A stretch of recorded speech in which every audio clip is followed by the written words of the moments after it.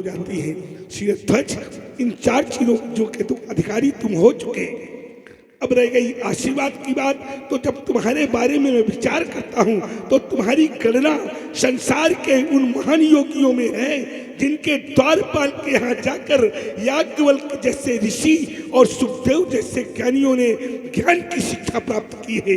तुमने अपने राज्य के अंतर्गत शिव गीता, रुद्र गीता, अष्टावक्र गीता और अवधूत गीता का निर्माण कराया है।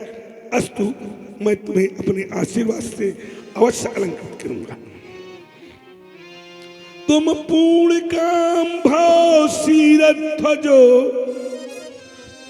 तुम पूर्ण काम भाव शिरध्वजो, इस नवोल्लास की बेला के तुम दीनहीन रघुनायक हो। ये धरती तुमसे धन्य हुई, ये पृथ्वी तुमसे धन्य हुई, तुम दीनों के सुखदायक हो।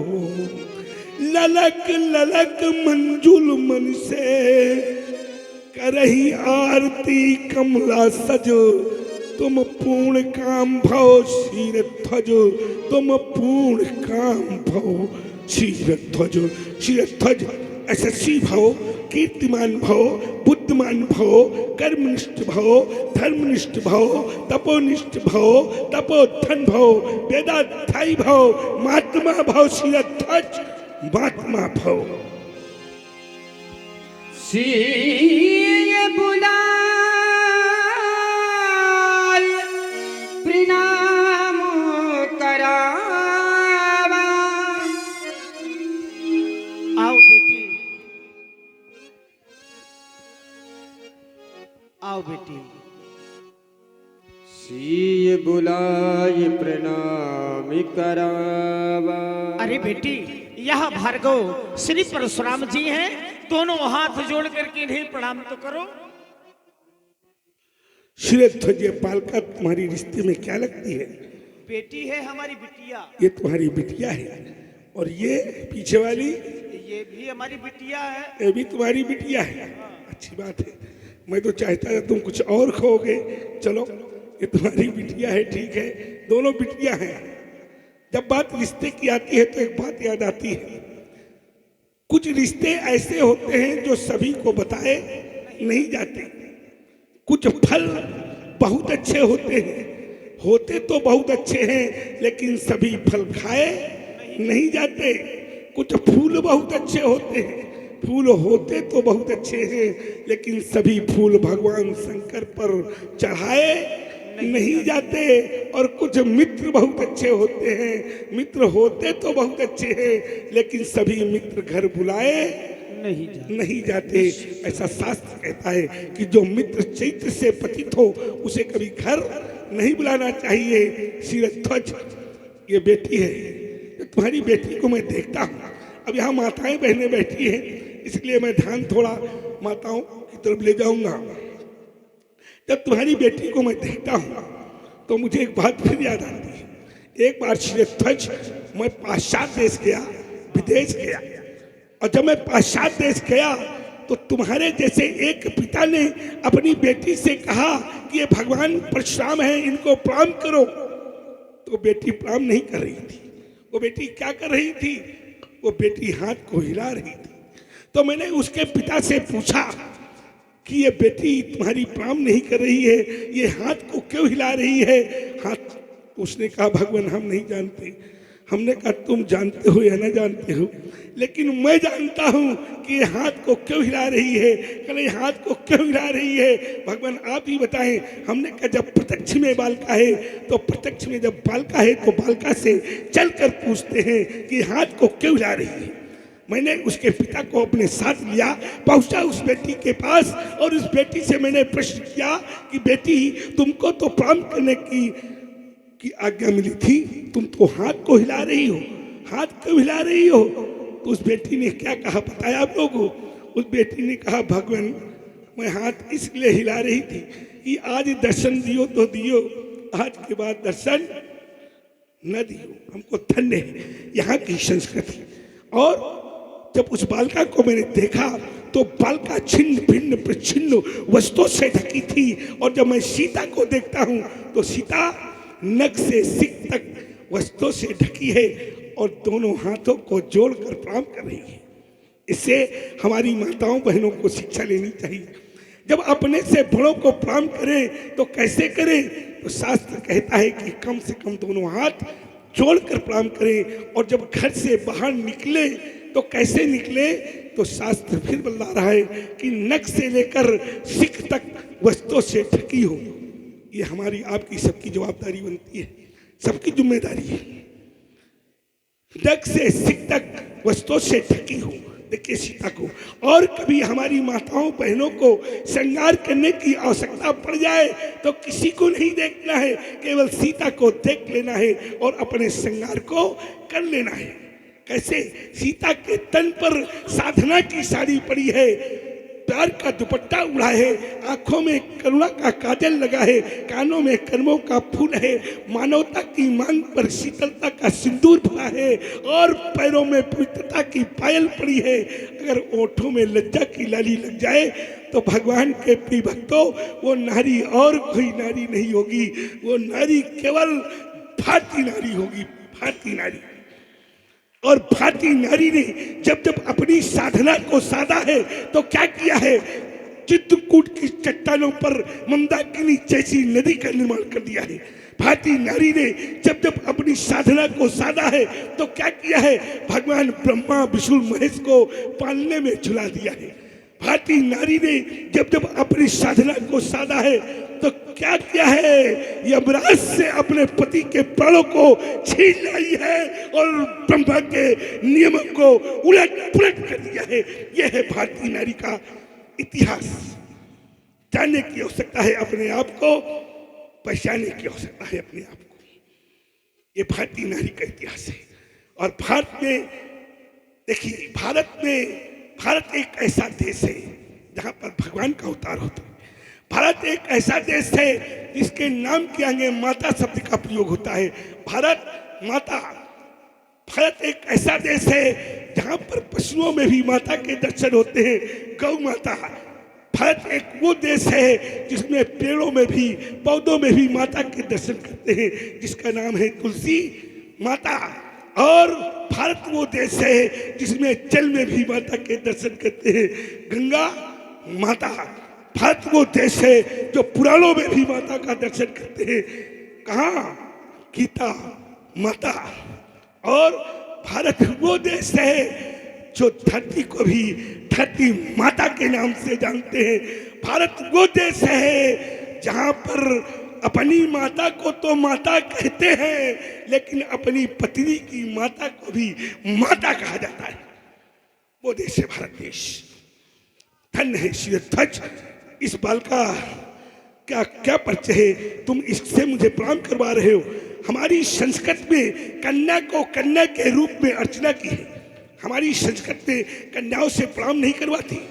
हमारी संस्कृत में कन्या को कन्या के रूप में अर्चना की है, बालिका के रूप में पूजा की है, भगनी के रूप में आरती की है, माता के रूप में विशिष्टत्व माना है, और भगवती के रूप में स्तोत्र पाठ किए हैं, काली के रूप में स्तुति किया है। समस्त संदोषों से शोभित ये बालिका सुचिता, सरलता, सरगुण संपन्नता, आमोद, सौख्याभिलाष बालिका का क्या परिचय है? शीरध्वज, तुम्हारे मुख से जानना चाहता हूँ और तुम्हारे मुख से सुनना चाहता हूँ। एक समय का वृतांत है। हमारी मिथिला में 12 वर्ष का अकाल पड़ा था। 12 वर्ष का अकाल। के ही भांति कहूं अपने मुखों से, उस मैथिल करुण कहानी बड़ी, और फटी उठता जिससे यह बज हृदय, सो सन्मुख आज सुनानी पड़ी। यह प्रजा भूख से पीड़ित थी, ये नगर शमशान हो रहा था। तो आपने क्या किया? यहाँ प्रत्युन आने कर किए मैंने, पर कोई बस नहीं चल रहा था। बीणाधारी देवर सितबी आ गए अचानक मिथिला में। उसी समय देव ऋषि नारद जी का आगमन हो गया और मैंने उपाय पूछा कि देवता जल वृष्टि कैसे होगी।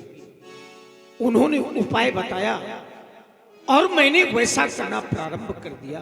देव ऋषि नारद जी के कथना अनुसार हम दोनों प्राणी कृषक बने। मैं और मेरी पत्नी सुनैना, मैं आगे था वह पीछे थी, मैं जोत रहा वह बोती थी। क्षेत्र पुंडरी छुमे हल चलाने लगे, हल चलाने लगे, मेघ छाने लगे। क्षेत्र पुंडरीक्ष में, क्षेत्र पुंडरीक्ष में, क्षेत्र पुंडरीक्ष में हल चलाने लगे, हल चलाने लगे, मेघ छाने लगे। यह वही लाडली है भगवन, जो सन्मुख शोभा को पाती है। और दीजिए आशीष हे महामुनि, चरणों में शीश झुकाती है।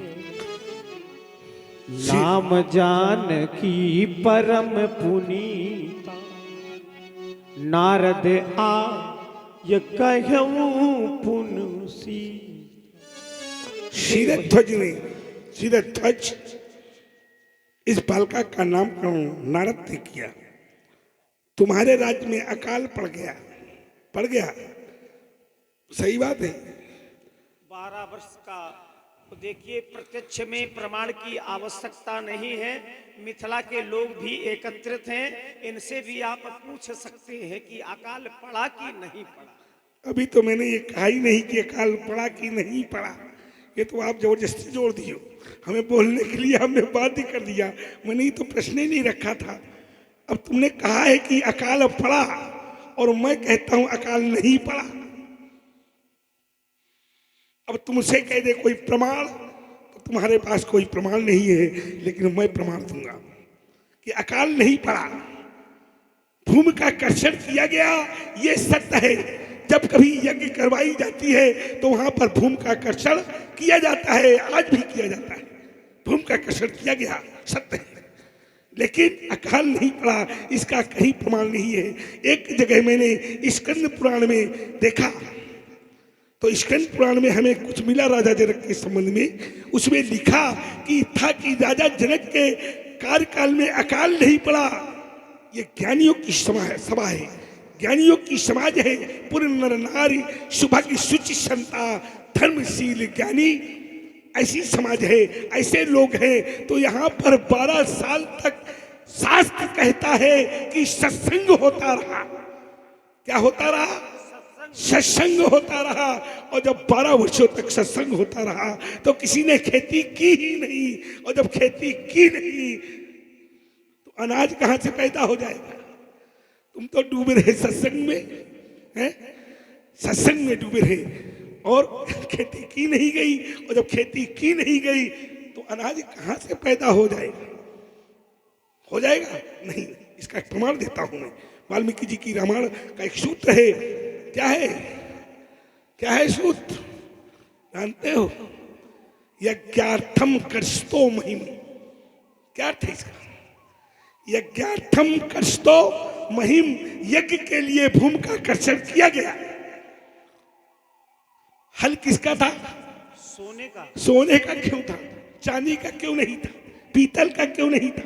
ताम्र का क्यों नहीं था? है? सोने का ही हल क्यों था? ये पूछने का साहस ही हमने नहीं जुटा पाया। ये किसने बताया तुमको सोने का हल चलाने के लिए? देवर्षि नारद जी ने। नारद जी ने बताया। अच्छा, नारद जी जानते थे, नारद जी जानते थे, इसीलिए तो उन्होंने कहा सोने का हल चलाओ। उन्होंने नहीं कहा कि चांदी का हल चलाओ, उन्होंने नहीं कहा कि तांबे का हल चलाओ, उन्होंने कहा सोने का हल चलाओ। क्यों सोने का हल क्यों चलाओ? देवर्षि नारद ने क्यों कहा? क्योंकि जब सोने का हल सोने के घड़े से टकराएगा, जब सोने का हल सोने के घड़े से टकराएगा तो उससे जिसका जन्म होगा उसके द्वारा लंका में आग, सोने की लंका चलाई जाएगी। ये बात है, ये बात है। समझो? देखा? पूछने का साहस। अच्छा, कोई देवर्षि अगर हम कोई उपाय पूछें देवर्षि से और हमसे बता दें कि ऐसा करो, अब उसमें हम कहें कि ये क्यों होगा, ये साहस हम पूछने का साहस हम नहीं जुटा पाए। साहस तो तुम्हारे अंदर बहुत है। साहस इतना तुम्हारे अंदर है कि तुम अभी हम बताएंगे कि तुम्हारे पास कितना साहस है, हैं? चलो, सीता का नाम सीता किसने रखा? देवर्षि नारद जी ने। अच्छा, तुमने क्या नाम रखा? सी तुमने नाम रखा। सी बुलाए प्रणाम करावा। नायब खराया, प्रणाम ठीक है, लेकिन सी नाम तुम्हारे द्वारा नहीं रखा गया। किसके द्वारा रखा गया? सुन सी सत्य असीस हमारी, पूजहि मन कामना। तुम्हारी। सबसे पहले सीता नाम, सी नाम मैया गौरा के द्वारा सीता को दिया गया। तुम्हारे द्वारा जानकी नाम दिया गया। नारद जी के द्वारा सीता नाम दिया गया। और मैं देखो कितने नाम तुमको दे देता हूं। जब नारद जी ने सीता नाम दिया तो सीता, नारद साधारण ऋषि नहीं है, वो देवर्षि है। ब्रह्मा जी के 10 मानस पुत्रों में नारद जी का नाम है। 24 अवतारों में नारद जी का नाम है। तो नारद कोई साधारण थोड़ा है। नारद का अभिप्राय है नारद, ना रद, जिसकी बात ही रद न हो उसका नाम है नारद। नारद ने इसका नाम सीता रखा तो सीता नाम पर मैं भी विचार करता हूँ। शीरध्वज श्वेति इत सीता, जो समस्त संसार को उत्पन्न करती है उसका नाम सीता। सवति इत सीता, जो समस्त ऐश्वर्यों से युक्त है उसका नाम सीता। सयति इत सीता, जो अपने भक्तों को सत्य बुद्धि की प्रेरणा देकर सत्य मार्ग को दिखलाती है उसका नाम सीता। सयति इत सीता, जो संहार करती है, क्लेशों का हरण करती है उसका नाम सीता। शिरोन्नति इत सीता, जो अपने दिव्य गुणों के कारण परमात्मा को अपने बस में कर लेती है उसका नाम सीता। साहित्य इत सीता, जो अपने स्वयं में चिन्मयी व्यापक ज्ञान स्वरूपी है उसका नाम सीता। हल के अग्रभाग सी से उत्पन्न होने के कारण इसका नाम सीता। भूमि से उत्पन्न होने के कारण इसका नाम भूमज्या। जनक की लाडली होने के कारण इसका नाम जानकी। और शीरध्वज, विदेह की प्यारी होने के कारण इसका नाम वैदेही। मिथिला की लाडली होने के कारण इसका नाम मैथिली। शीरध्वज 3 लोक 14 भुवन सप्तद्वीप में ये बालिका नाना प्रकार के नामों से अपने यश को स्थापित करेगी और आपके नाम को स्वर्णिम अक्षरों से इतिहास के पन्नों में अंकित करा देगी। शीरध्वज अपने आशीर्वाद से इसे अलंकृत कर दे। जा बेटी तू जा